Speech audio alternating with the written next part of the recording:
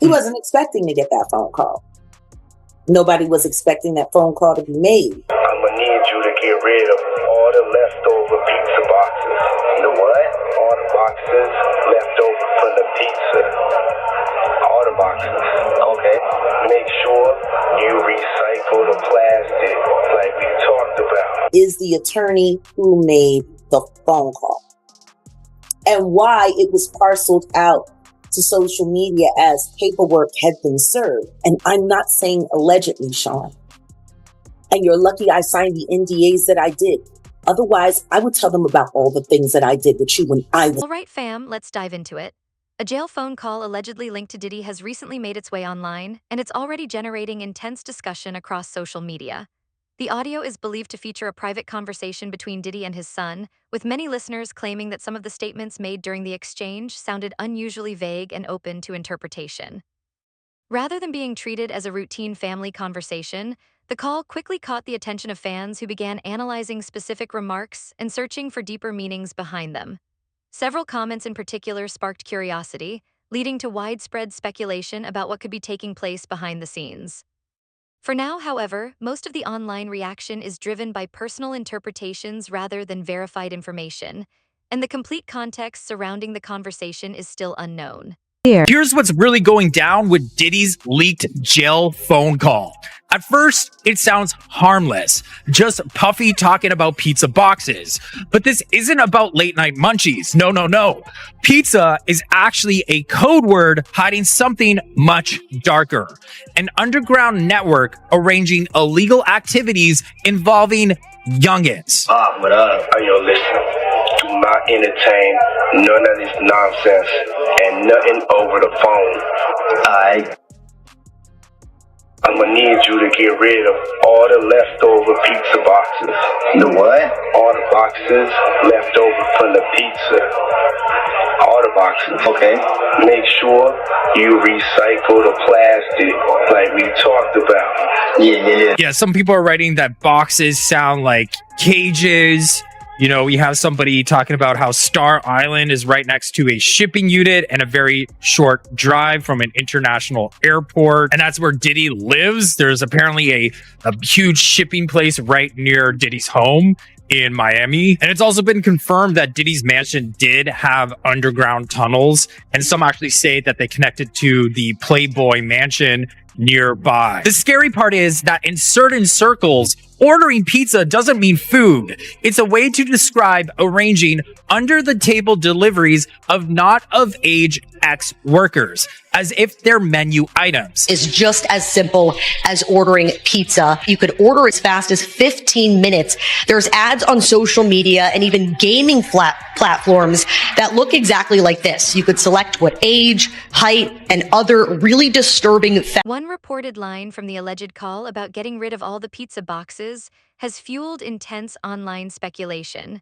The unusual reference quickly caught attention, with some people suggesting it may have meant more than it appeared to on the surface. Others have linked the comment to discussions about Diddy's Miami property being near a major shipping hub, leading to theories about packages and item transfers. However, these claims remain purely speculative, and no evidence has been presented to support those interpretations. Private island, shipping container island right across the way.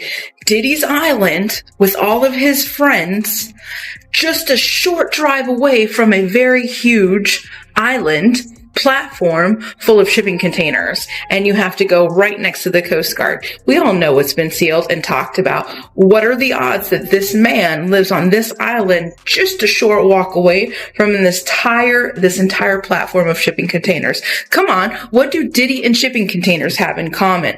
Did anybody else know this? This right here kind of blows my mind, because if I was some star, the last place I'd go put my island is anywhere close to anything like that. So why in the world are these two so close to each other? And what do these and this have in common? And the fact that you have to go right past the U.S. Coast Guard? That's pretty crazy. But hey, Diddy's island that just got raided is a short boat ride away from a whole bunch of shipping containers. Do you see the... He also reportedly says, get rid of all the plastic. Some listeners believe he could have been referring to ordinary party-related materials, while others have suggested the comment might carry a deeper meaning.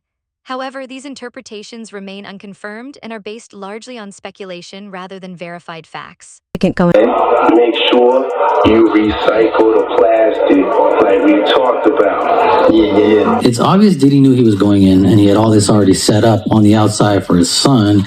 And plastic could mean CDs. If he had some, videos on CDs or videos on flash drives, they're made of plastic. Even hard drives, a lot of them are made of plastic. So that could be what he's referencing. It could be a memory card. SD cards are made of plastic. So all that kind of lines up with what he's trying to say, which is get rid of The situation becomes even more complicated with claims made by Jaguar Wright, who has alleged that Diddy possesses recordings involving several people within the entertainment industry, including herself. Her statements have fueled further discussion online and led some to speculate about the existence of such recordings, though these claims have not been independently verified. When I said he is the J. Edgar Hoover of hip-hop, I meant that. Damn. He got tapes on everybody. No different than J. Edgar Hoover did. Yeah. What made J. Edgar Hoover so effective for the FBI was that he had blackmail, kill files, burn files on everyone. He had the Kennedy family buy their nuts over Marilyn Monroe. That's what he did. That's deep. How was Diddy using tactics any different than that? He was also a cross-dresser and a late night. Kind of like the Diddler. Oh. Sounds like they got them a J. Edgar Hoover in blackface to me. When we talked last time on the virtual, you mentioned who's on tapes and who got tapes out. Yeah. The purpose of having a recorded freak off. Yeah. What does that do for the male? What does that do for the female? Like, some females are cool with it. What is the thought behind that as far as let's record this session and either rewatch, keep it for sale? Is it evidence? Is it just like, what is the mentality behind having if you can the own visual memory? Their vulnerability, if you can own that, you have the ability to control and manipulate that person. See, guys start off by saying, "Oh, man, I don't want to watch. I just want to watch us." See, that's the line. That's the line. Would you rather me be watching us than watching a bunch of other? See, the finesse, that fluff. Do you really want me watching anybody else but you? I could look at you all day. Vanity. See, make her feel special. Make her feel like she's the only, the object. Meanwhile, this sitting here thinking, so her daddy works at Sony and I need such and such as contract ended.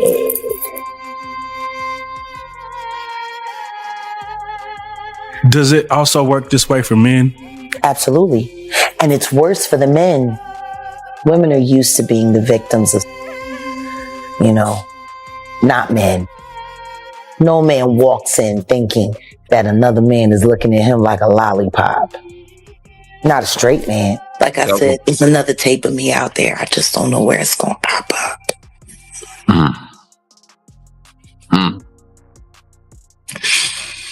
So there's a video circulating out there. I seen it today, actually. What you speaking? I'm on a Diddy tape. Say it again. I'm on a Diddy tape. Which one? That person I was just speaking of. I was there with. When viewed alongside those claims, some online observers have speculated that the term plastic could have been referring to recordings or stored materials. However, there is no verified evidence supporting that interpretation, and it remains a matter of speculation. As the alleged call continues to attract attention, many are closely examining the remaining portions of the conversation for any additional clues or insights. Did Jay reach out yet? Nah, Bob. He ghosted. I think now, because I'm in here. This is all good. You about to get out on bail. No. Diddy and Jay-Z have a long history, with both rising to prominence during a similar era in the music industry. Over the years, various public figures and commentators have claimed that Jay-Z attended some of Diddy's well-known gatherings, adding to ongoing discussions about their connection. However, many of these claims remain based on anecdotes and speculation rather than publicly verified evidence. Party at Diddy crib in LA. This was the beginning of 2020. You know what I mean? Diddy had put everybody else out the crib, like the influx of people he had put him out. But he had took a liking to me in particular. Since the raids on Diddy's properties, Jay-Z has remained largely silent in public discussions surrounding the situation. Some commentators, including Jaguar Wright, have suggested that his silence may be deliberate, arguing that he is choosing not to speak on matters that could create additional controversy. Wright has also made claims about Jay-Z's level of involvement, though these allegations remain unverified and have not been supported by publicly confirmed evidence. You know what makes Diddy being publicly shamed like this so left? What's that? Sean Carter is worse. Uh-oh. Oh, man. He's smarter. He's patient. He's not sloppy. Mm-hmm. Just been lining up people he calls friends and stepping to the side while they get hit by the guillotine for 30 years.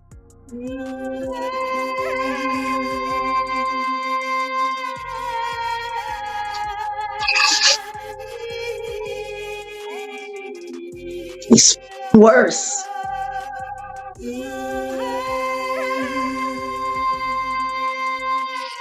So when you think his moment of reckoning is coming, because we talk about that often on the platform, and not that we don't know him to wish anything bad on anybody, but we've heard that too.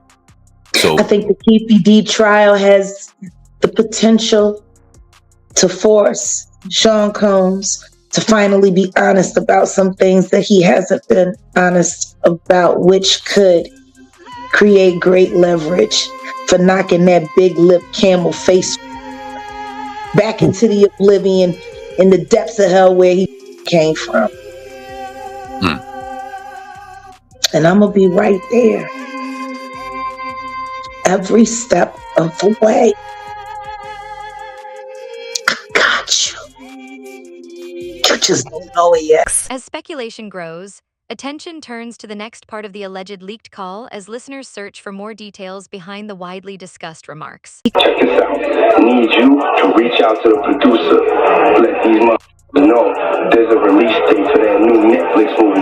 Alright, Bob. It's just crazy right now. Okay, so there's a lot going on here, but I could definitely tell that saying the Netflix movie is definitely associated with a freak off videotape. That's pretty easy to put together. I don't know who this producer person is. That might be the one who's holding the tapes, maybe. I mean, it's pretty obvious, I think, but he's not really spelling it out. And actually, there was a lawyer going on news stations telling everybody that multiple tapes are being shopped out. So this could be before that happened. And maybe that's his way of like keeping people silent by just letting people know that the tapes are out there ready to. Jaguar Wright has long alleged that Diddy possesses and shares recordings involving various people. Some online commentators view the alleged leak as a possible message, but there is no evidence to support that claim. Hearing that the is selling his own god evidence that would put him in jail against him on the dark net to the highest bidder.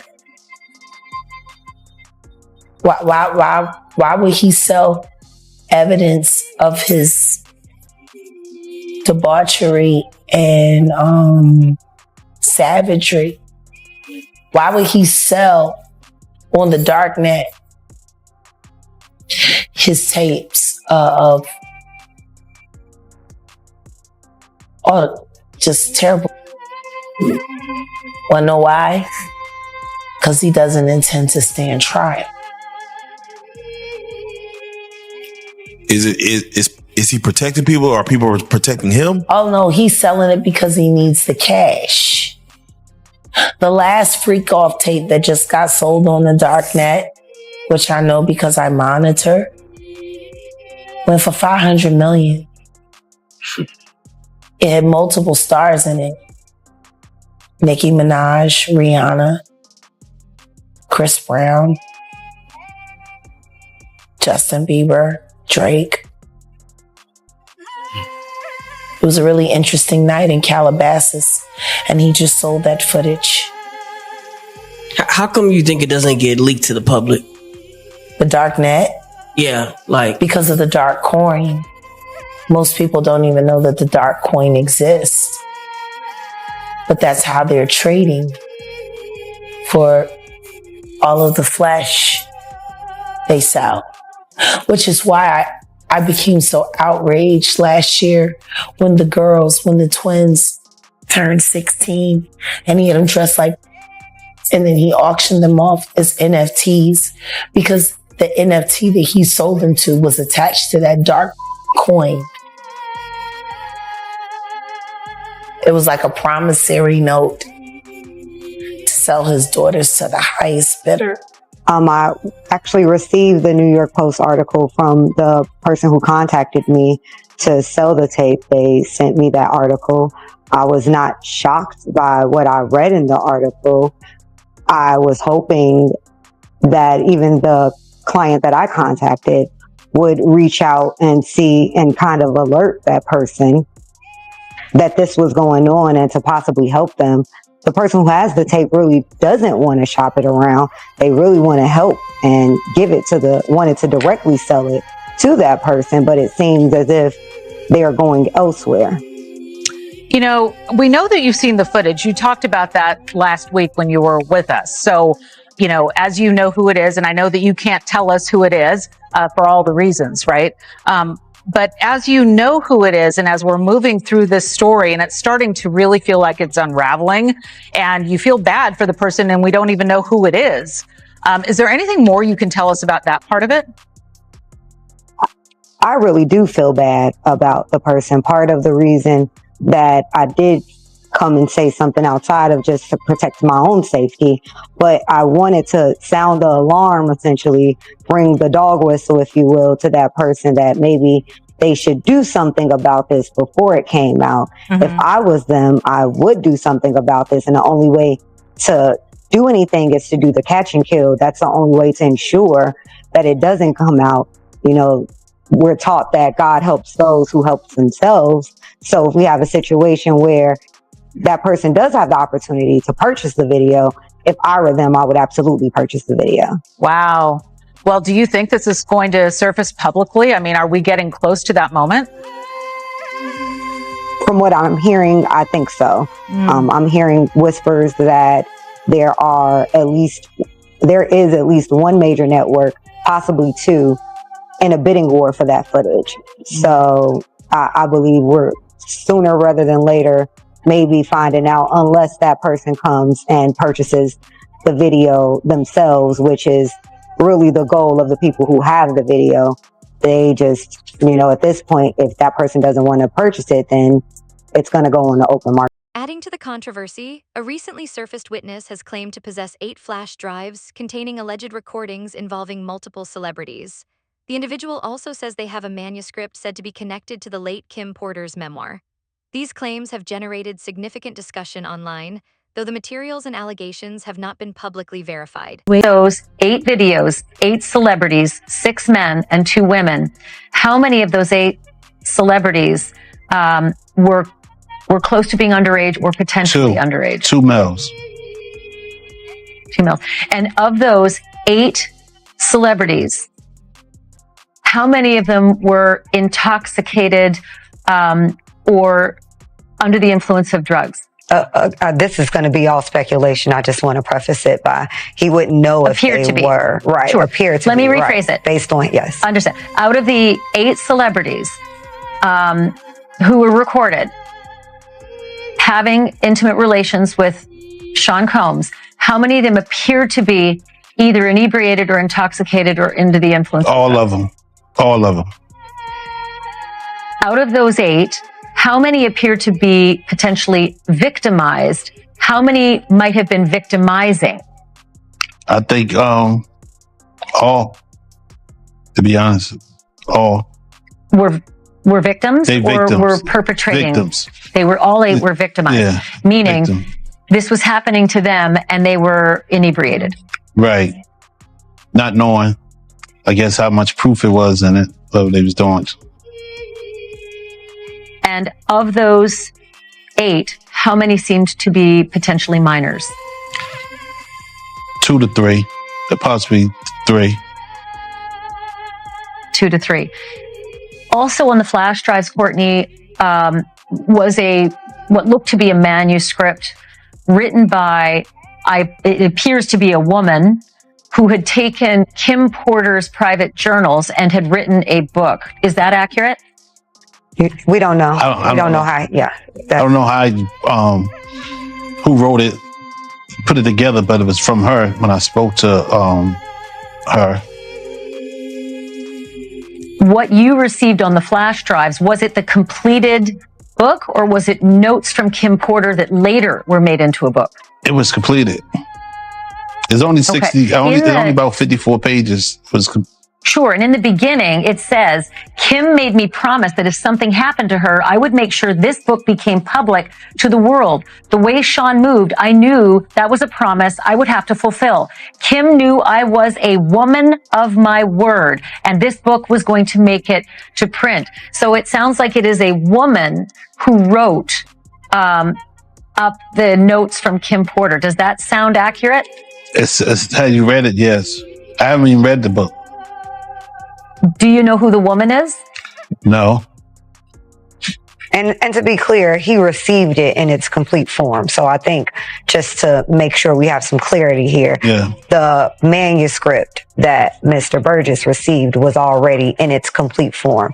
It's not that he edited it or changed anything. Got it. He did give it to someone Makes else sense. who then edited it, but that's not how he received it. Okay, so Ariel, did your client Courtney receive the book from the woman who seems to have written it, saying, "I'm a woman of my word, and this book is going to make it to print"? I don't know if he received it from a man or a woman. He can answer that. I received it from a man. I tell you, somebody she was dating. Do you know if the notes from the book really were from Kim Porter? It was, yes, because I spoke to her probably like 6 hours before I got it, received it. You spoke to Kim Porter? Yes. So Kim Porter. Just saying hi. Okay. Just saying hi. Okay, Ariel, go ahead and give me clarity on the timeline. No, I'm trying to get him to provide clarity of, was there a conversation with No, her? I was or talking to the person and he said, "Hold up, this is Courtney, be right here. Let me say something to him." He said, "I know him, put me on speaker." Then that's how we end up speaking. And then later, Then somebody brought somebody else came and brought you the manuscript. Right. Before I left AT. Jaguar Wright has publicly questioned the circumstances surrounding Kim Porter's passing, arguing that the commonly accepted explanation leaves unanswered questions. She has also noted that many early figures associated with Uptown Records are no longer living, while Diddy remains a central figure from that era. Wright further speculates that Porter's reported work on a memoir may be connected to broader questions she has raised. However, these claims and theories remain unverified and have not been supported by publicly confirmed evidence. Thinking to myself the other day, Uptown Records started with 5 people. Andre Harrell, I'll Be Sure, Heavy D, and Puffy. And Kim was the longest working employee because she was there from the very beginning. She was Andre's personal assistant. Kim is dead. Heavy D is dead. Andre Harrell is dead. The only 2 left are Puffy and Al almost died. Isn't that interesting? That is interesting.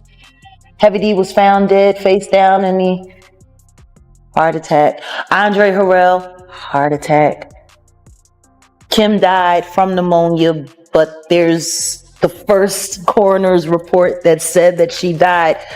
it was ruled a homicide, and they found toxins in her body to prove that she had been poisoned. You know, they have poisons that create heart attack and pneumonia-like symptoms. And then right after that, Al had a meeting, and I was going to meet up with him because we were in Vegas. And then the next thing you know,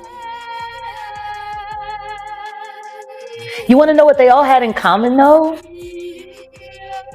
The survivors and the late of Uptown Records, they were all writing tell-all books. Mm-hmm. Andre was writing a book right before he died. Heavy D was working on a book before he died. Kim Porter was working on a book before she died. And Al B. Sure was working on the documentary of his life. And then he goes into a coma. Has Puffy ever been in a coma? Has anything happened to him?